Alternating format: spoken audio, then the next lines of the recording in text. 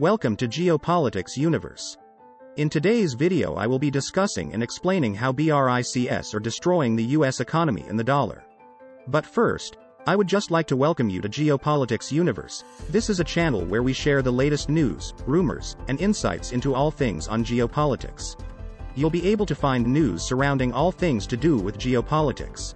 I would really appreciate it if you could please like and subscribe. Also, I just wanted to announce, as we are a new channel which is growing by the day, we will be launching a giveaway for a $50 Amazon gift card. All you have to do to enter is like and subscribe.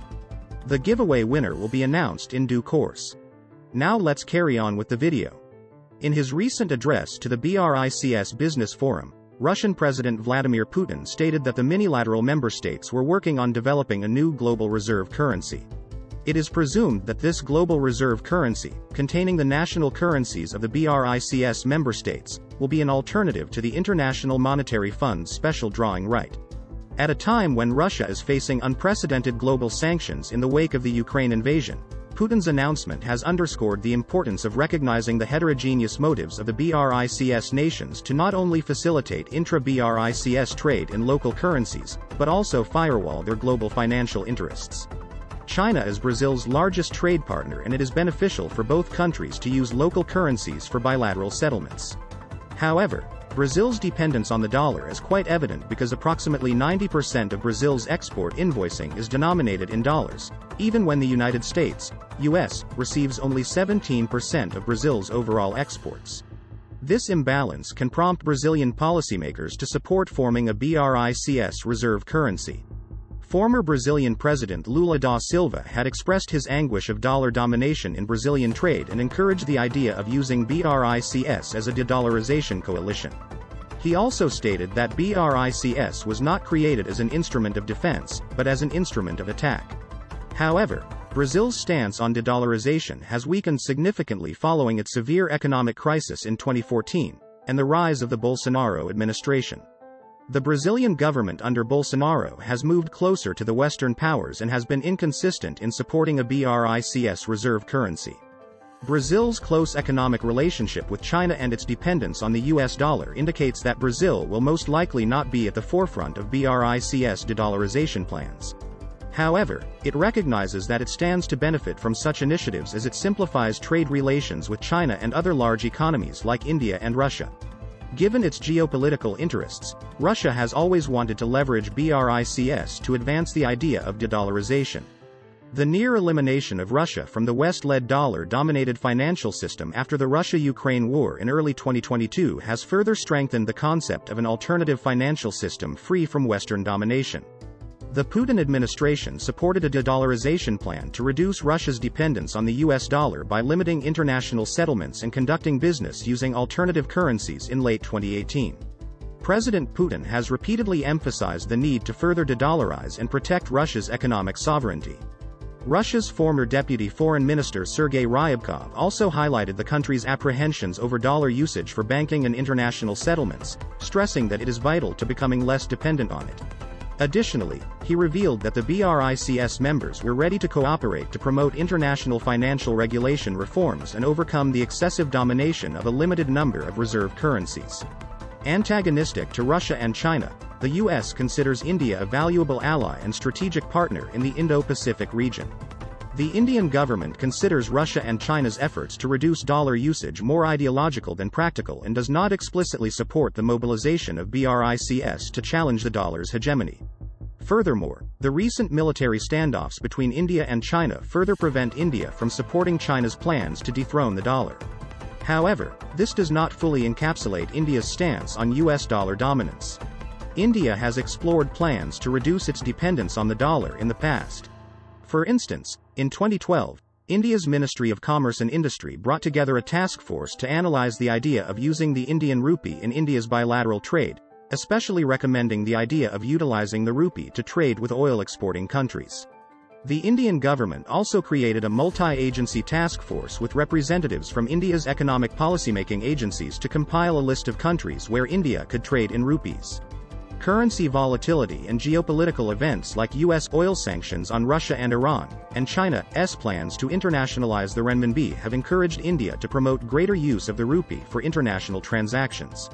As one of the most dollarized countries in trade invoicing, the increase in global currency volatility also incentivizes India to de-dollarize. However, this will be a challenge, as 86% of India's imports rely on the US dollar invoicing, despite only 5% of India's imports originate in the US.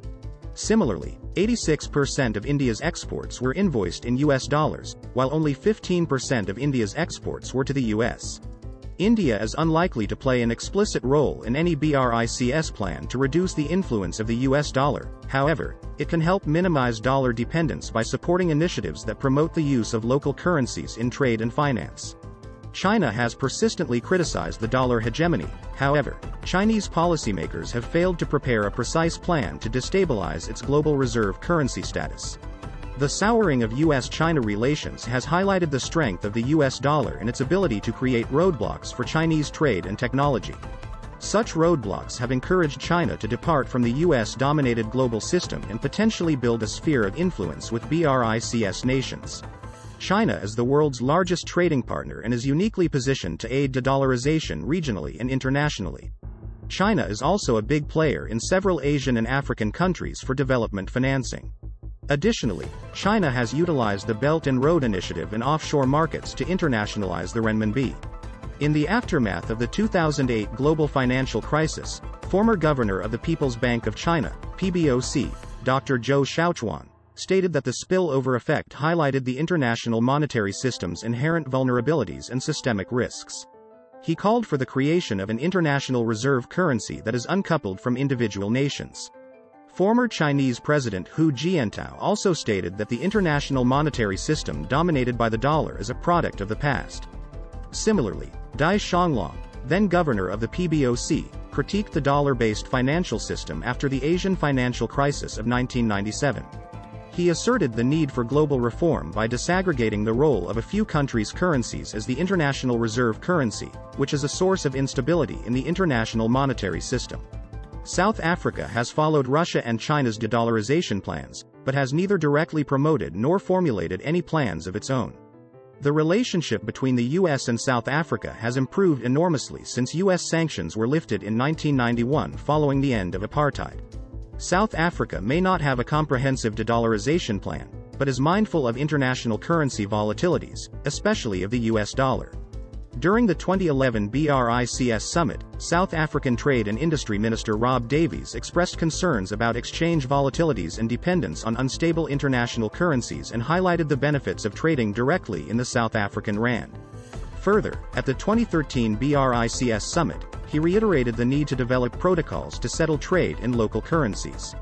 He demonstrated that currency volatility in developing countries is directly influenced by global economic dynamics, making them price takers whose currency risk can be triggered by macroeconomic conditions beyond their control.